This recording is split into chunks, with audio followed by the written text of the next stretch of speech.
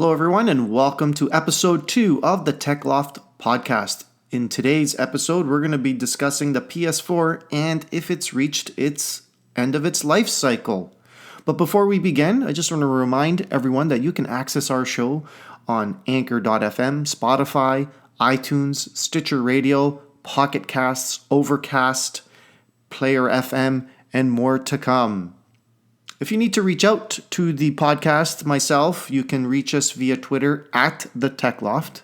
And for those of us that want to support the show, you can shop Amazon by using our special link, shop.thetechloft.com, and small commissions will be paid out to the Tech Loft, and nothing will be affected by the price of your product. Just by referring people to the site, we get a nice small tiny few cents, and this helps with updating equipment here and all that.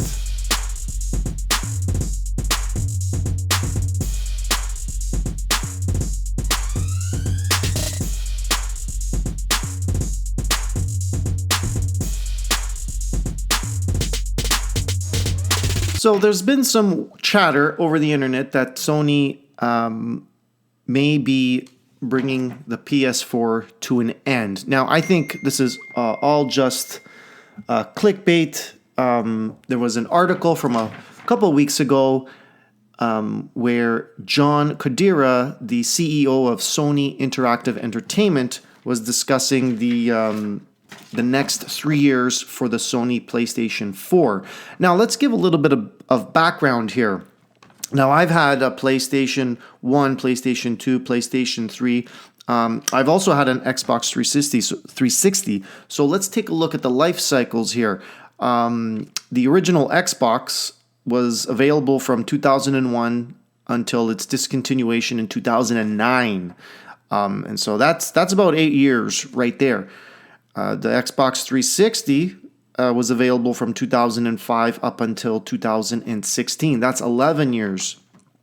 Now, relating to Sony and its PlayStation, the PlayStation 3 went on for about 10 years, just over 10 years, 10 years and 4 months. And this is a console that I own and still own, as well as the PS2, the PlayStation 2, that went on for 13 years. 13 years people got to enjoy that console, and what a great console it was. Wonderful titles, amazing. I still have it, but it's not connected. I just don't have enough inputs on a TV to have all these devices connected. But getting back to this article, so what John Kodera is trying to say is that within these next following 3 years, they're not going to be focusing on hardware.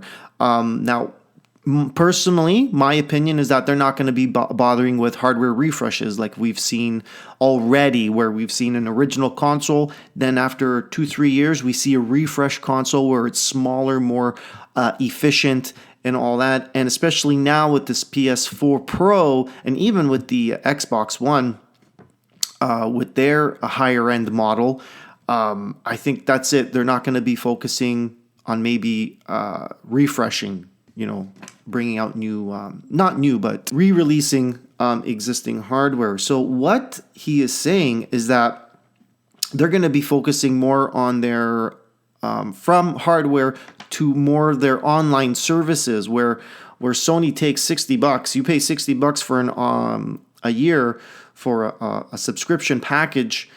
So they're trying to compete now also with Netflix and all that stuff. So they're trying to pick up revenue through online services. But regarding the next PlayStation, their 3-year plan will be ending in March 2021.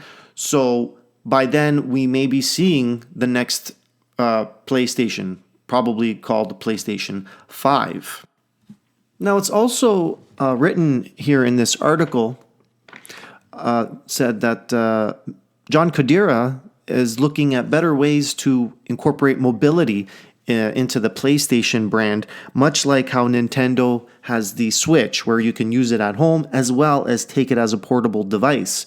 So maybe this is a hint that the PlayStation 5 may be the same, where you can use it at home and take it with you. Now, Sony does have the PlayStation Vita, but they're saying that Sony doesn't want to limit it to a single dedicated device. They're looking for a more broader hardware.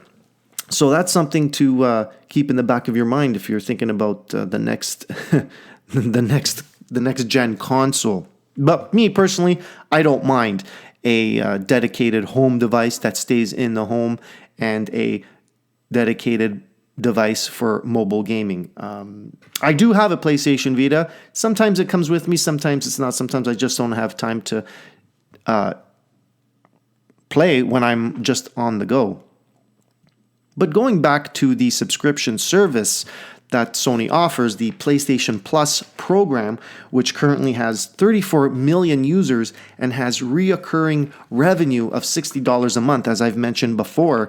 That's a lot of money for them, and they're trying to focus on that as well. Apparently, they're competing with Netflix and Amazon, but I don't see how the two services are the same when you have Sony as a gaming service and networking service, and Netflix and Amazon is more of entertainment with movies and TV shows. Now, if Sony is going to incorporate movies and TV shows into their subscription service, I mean, at $60 a month, that'd be pretty sweet, because all I got to do is pay $12 a month for a Netflix subscription, and I get 2 accounts. I can use, me and someone else can use them at the same time. That's pretty good.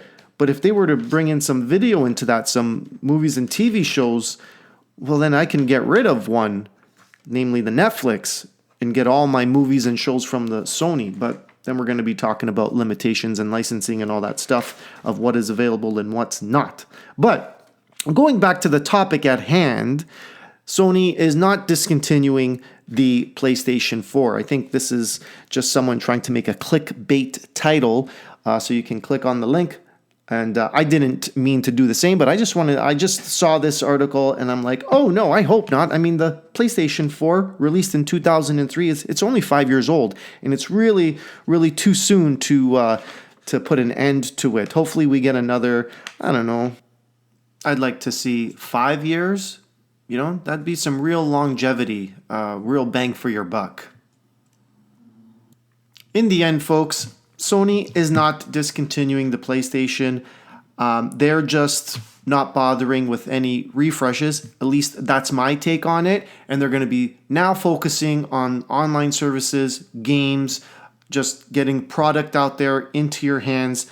Of course, get their hands on your cash first.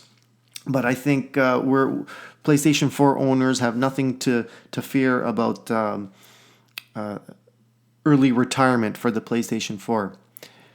Well, folks, that's this episode 2 on the Sony PlayStation 4, if it's facing its end of life cycle. Hopefully you have enjoyed this episode of the Tech Loft podcast. Please remember to, if you're not subscribed to us, please remember to subscribe to us. We're available on several platforms. Anchor, Spotify, iTunes, Stitcher Radio. That is just to name a few. And if you have any feedback, any suggestions, feel free to send a tweet to @TheTechLoft. I'll be picking up those messages and hopefully incorporating them into the show.